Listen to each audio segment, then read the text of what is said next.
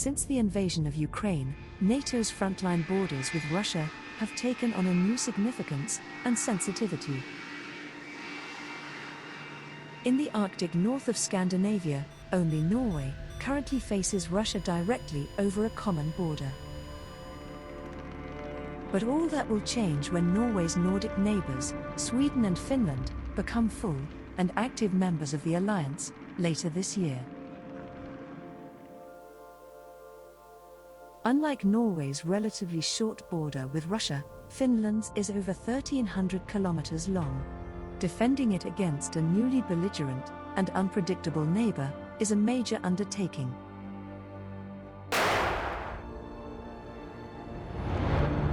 When developing its future strategy for the Finnish-Russian border, NATO will inevitably draw on the experience of its existing member, Norway, especially given the similarity of the remote Arctic terrain.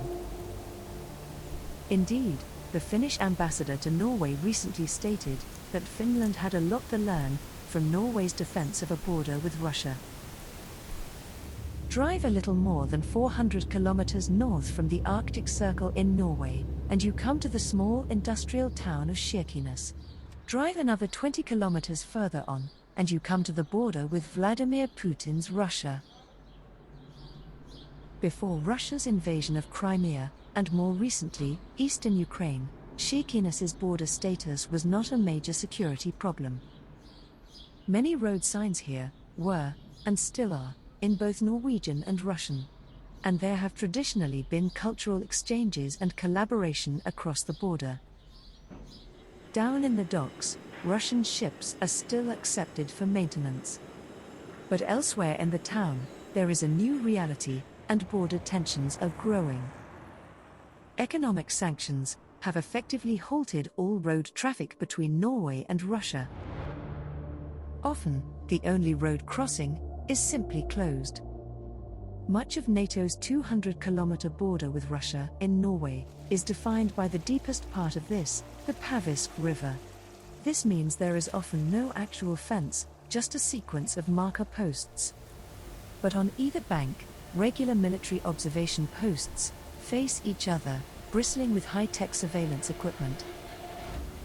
Traditionally, and in an attempt to minimize military tensions, the Norwegian posts are manned by lightly armed, young, and relatively inexperienced conscripts completing their 12 months of compulsory national service.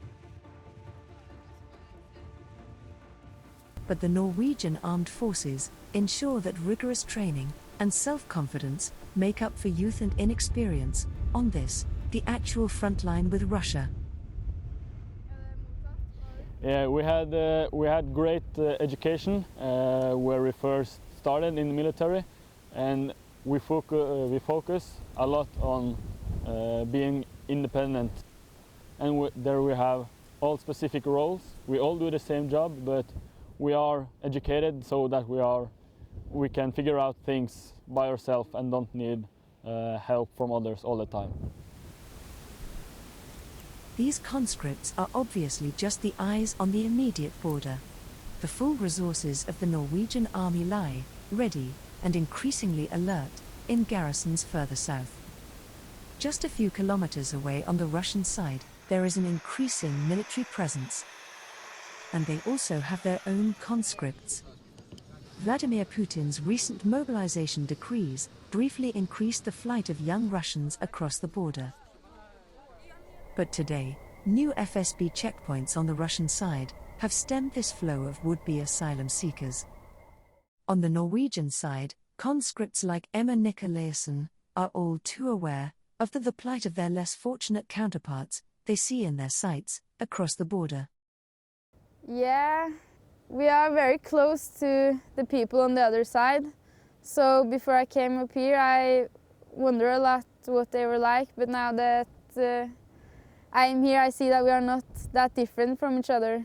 We do similar things and they seem very ordinary to me. In October last year, Norway put its armed forces on high alert in response to Russia's increased and indiscriminate attacks in Ukraine. The Prime Minister, Jonas Gahr Støre, said it was the most severe security situation in several decades. As a member of NATO, Norway has the protection of Article 5 of the North Atlantic Treaty. This means all other 29 NATO members are obliged to come to its aid in the event of an enemy threat or attack.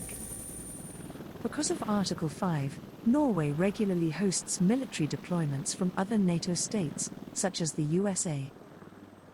As a result, Norway's defense planning is now fully integrated into that of NATO. But where Norway's border with Russia ends, Finland's begins.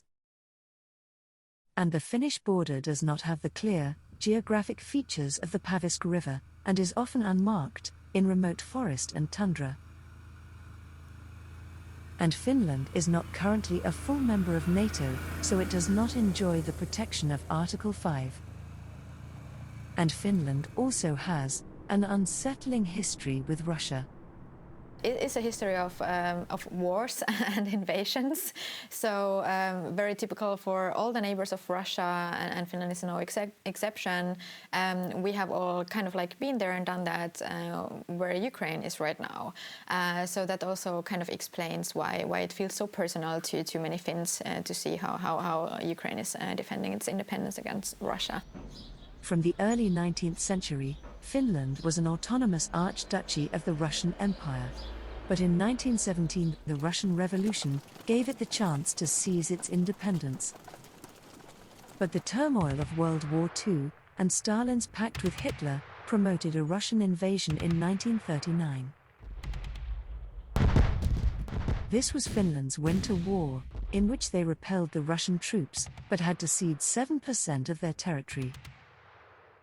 The Soviet Union completely underestimated Finland as an adversary and expected to take Helsinki within 2 weeks, and it came very differently. The winter was also a very cold one. A lot of Soviet soldiers simply froze to death, and it was quite remarkable, the Soviet losses that Finland inflicted on the Soviet troops, and therefore Finland avoided the Baltic neighbors' fate of becoming part of the Soviet Union. So that has really defined Finland's post-World War identity in many ways. You know, this experience of having been able to fiercely defend independence and retaining that independence has always been a very, very big and central issue. Since the Second World War, Finland has maintained a resolute neutrality and never applied to join NATO.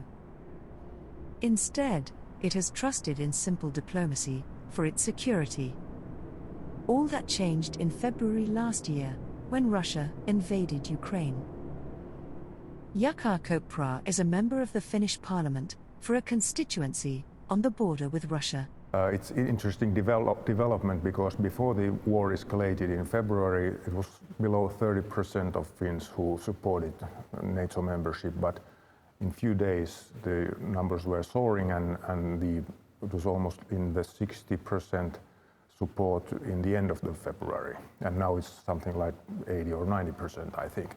And I think that Finns realize the situation has changed, although the fundamentals in the security policy of Europe have changed because Russia's aggressive behavior, and although at the moment nobody's threatening Finland, we believe that the actions of Russia are such that we cannot trust that they wouldn't someday do that. The realization that Finland might be next in Putin's sights prompted the Finnish government to re-examine its long-held neutrality. And on May 27th, last year, the Finnish parliament, almost unanimously, approved a decision to apply for NATO membership. Äänestyksen tulos 188 jaa-ääntä, 8 ei-ääntä, tyhjiä 0, poissa 3 edustajaa. Eduskunta hyväksyy valiokunnan ehdotuksen kannanotoksi valtioneuvoston selontekojen 1/2022 ja 3/2022 johdosta. Asia on loppuun käsitelty. And in July, the Finnish foreign minister and his Swedish counterpart signed the formal accession request to join NATO. In the next few weeks, Hungary and Turkey are expected to be the last NATO member states to finally ratify Finland and Sweden's full accession to NATO. Sweden's membership will provide NATO with wider naval control of the Baltic, and especially the narrow straits through which Russia's Baltic fleet must pass to access the North Sea and the North Atlantic. But Finland's accession will bring a more profound change in European security. Overnight, NATO will inherit collective responsibility for over 1,300 kilometres of new frontline with an increasingly belligerent Russia. This is what much of that frontline looks like.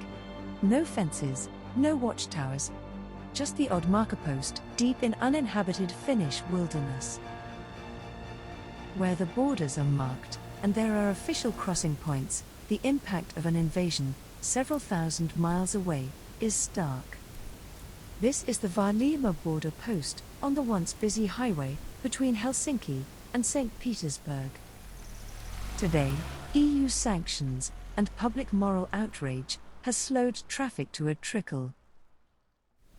Russians used to come here for day trips to shop at the nearby Tsar shopping mall. Today, it is deserted. A 1,000-place car park is empty. This is the cafe where truck drivers would rest up before heading on to the rest of Scandinavia or back to Russia. The usual concept is or was that people from St. Petersburg area or close by come to in the morning to the area, they do some shopping and go back in the evening. In the heyday of the Russian tourism, the figures were something like in, for example, in the South Karelian county, it was more than 300 million euros a year, so it's almost 1 million euro per day those Russian tourists brought in when they were shopping in. After this war escalated, all cooperation across the border has been vanishing, should I say.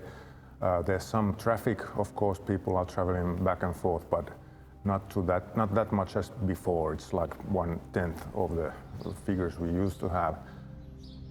But the Russian government is less concerned with the reduction in luxury shopping than the military implications of Finland joining NATO. Since the Second World War, Finland has built up a highly effective defense force.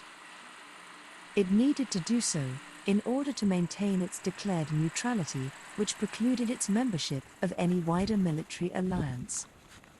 In diplomatic circles, this tactic of a smaller state learning to live with an unpredictable and more powerful neighbor has become known as Finlandization. But with the end of the Cold War, there was a growing acceptance that Finland's much vaunted neutrality was often only skin deep. Well, Finland hasn't been really neutral since 1995 when Finland joined the EU, and this is something that Finland and Sweden both like to emphasize, that the status has been military non-alignment, not actually neutrality.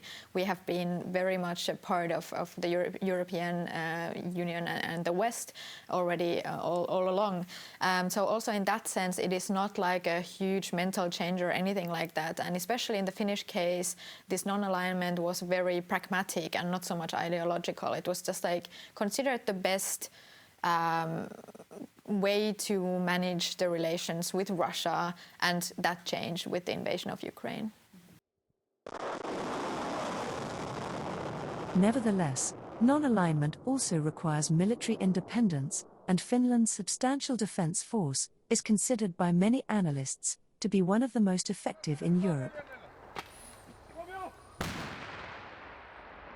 Despite this nominal neutrality, the Finnish defense force has, behind the scenes, been increasingly cooperating with NATO. Finland has been working so closely together with NATO for the past 30 years already, like literally since the 90s. Finland joined the Partnership for Peace initiative of NATO in 1994, and since 2014 Finland has been an enhanced opportunity partner, just like Sweden as well. So there has been this very deliberate process of attempting to reach the highest possible level of interoperability and cooperation with NATO, just below the threshold of full membership. So actually the groundwork has been done, and all this continuous work towards the highest level of compatibility as well with NATO structures and forces actually enables an almost instant operational readiness for Finland and Sweden.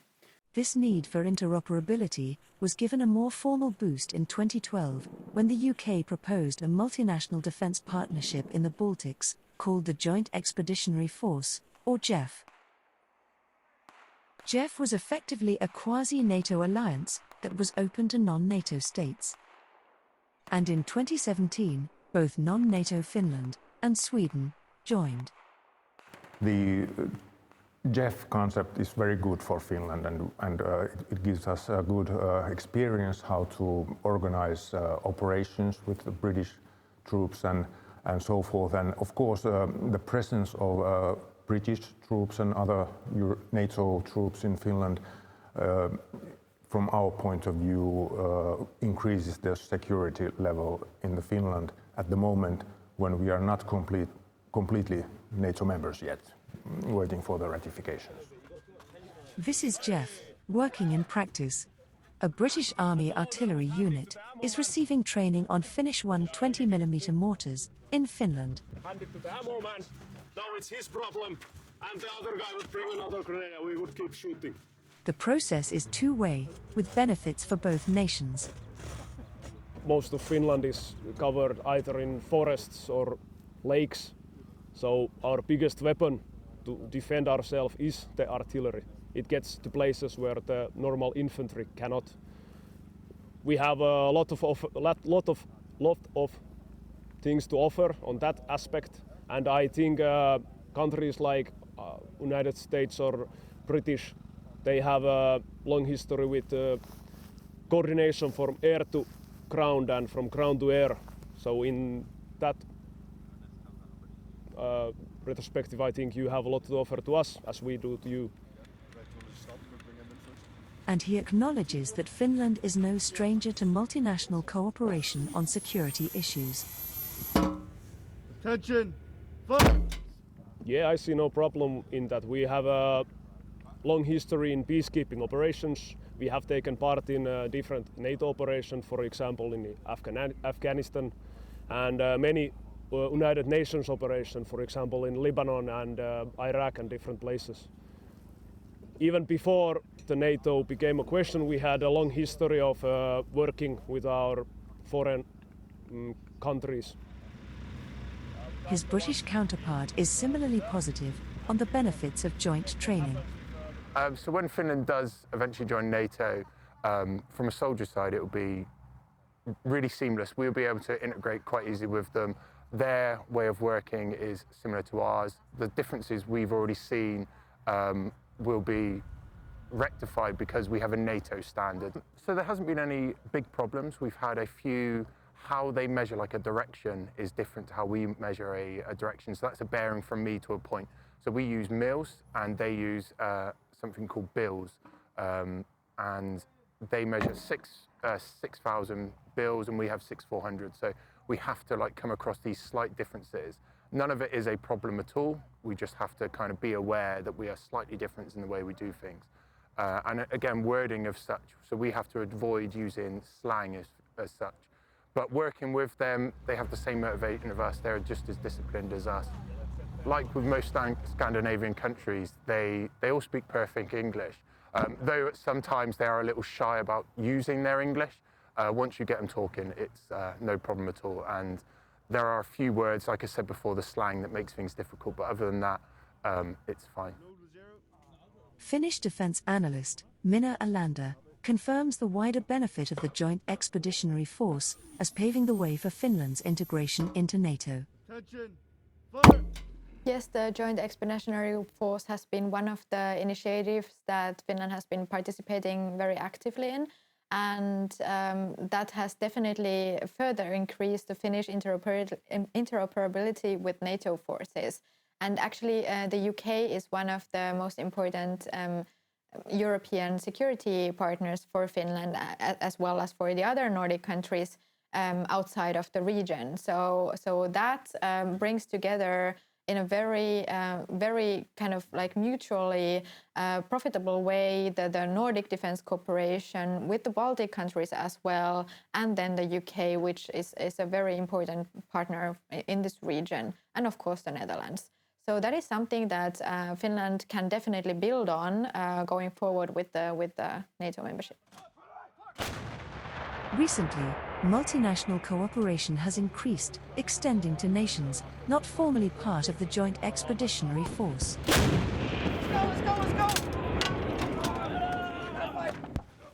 The US is not a formal participant in the Joint Expeditionary Force, but these US artillery units are exercising with their 155mm howitzers in deepest Finland.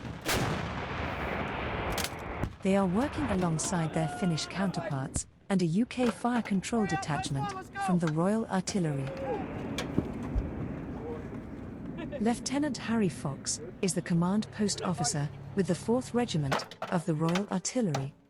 So the multinational environment, the initial issues come from the fact that each artillery unit has their own way of sending down fire missions, but we very much have overcome that with the introduction of a multinational command post, which contains American, British and Finnish officers who would turn that into information to send to the gun line. So it was slow to start with, but coming through now, it's actually becoming a lot quicker, a lot slicker, and delivering effects on the ground within good time frames. The experience of the Joint Expeditionary Force and other multinational exercises like this one suggests a relatively easy assimilation of the Finnish Defence Forces into NATO. Could have hoped for, even though in terms of timing it's been slower than we'd expect, but generally I think we've sped up massively over the course of the exercise. Hopefully going forward we'll be able to do more exercises of this type. I think it's something that we definitely want to do again in the future. Yeah. It's proven massive benefits, and we've learned a lot together just in a short period of time. So what we're taking from this time, maybe a year from now we do it again and we'll be much more effective and efficient. But what of the reaction of the man who prompted the decision of the Finnish people to join the North Atlantic Alliance after half a century of neutrality?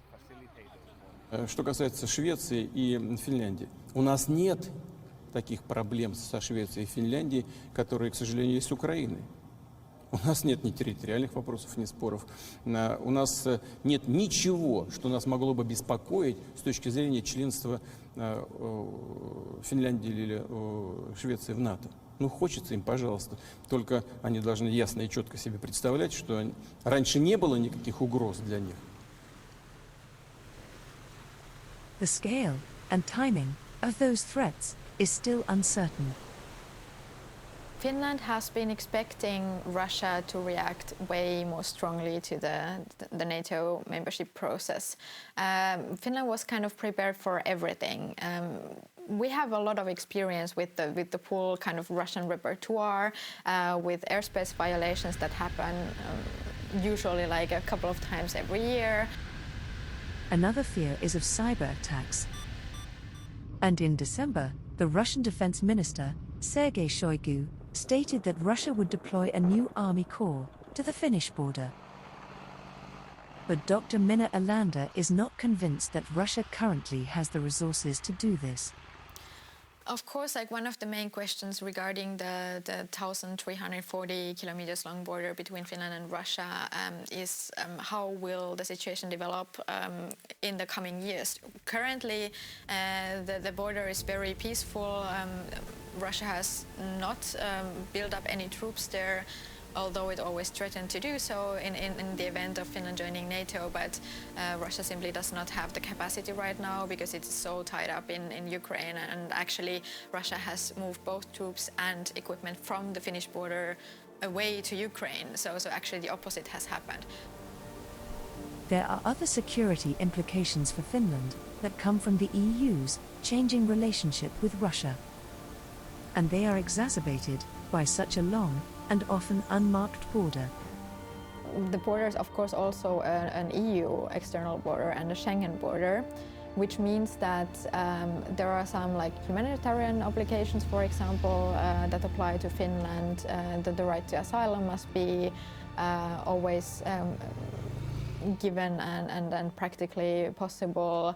But there's also, especially in the special situation now that the EU has decided on quite a lot of new sanctions on Russia because of the invasion, and they are quite extensive, quite detailed also on really like individual travelers. So there's quite a big responsibility also to make sure that those sanctions are not evaded at the border. And because of the lack of border controls between the Schengen countries, the main burden is on Finland, for example, when Russians pass through Finland on their way to Europe or back from other destinations in Europe. When the Hungarian and Turkish parliaments finally ratify Finland's and Sweden's full accession to NATO, the security challenges for Europe will be profound.